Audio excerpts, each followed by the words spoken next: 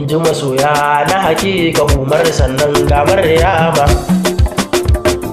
Kun ji masoya na hakika Umar sannan ga Maryama.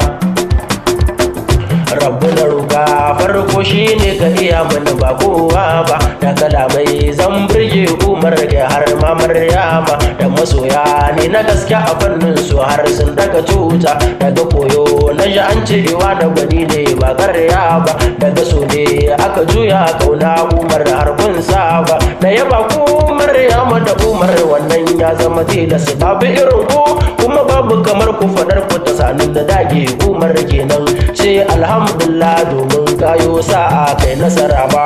Dan Maryama yarinya ce mai tarbiyya ga ta da lura, a kalaman soyayya kuma wa zai kai ta. Na faɗa maka so sirri ne kar da ka yarda a san manufar ku.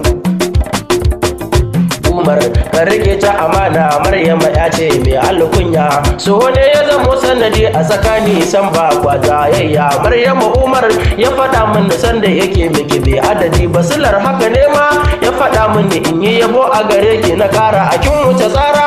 Shi yasa a yaban ki kwarai sai na ɗaga murya Umar kenan.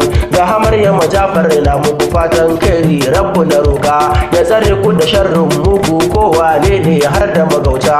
Umar na yaba ka kwarai ai ka cancanta, babu abota da take birke na kwarai ta makar soyayya. Kun rike juna mutuka raba wannan ce na kira soyayya. Ni a gani na mai san ka kaso shi hakan bai zama laifi ba, duk mai gona ribar shi a yau ya girba abin da ya shuka. Na yi ya gona kun Maryama Umar yau dai na cika buri, Jafar ne dai na annabi ne waka ta zama buri.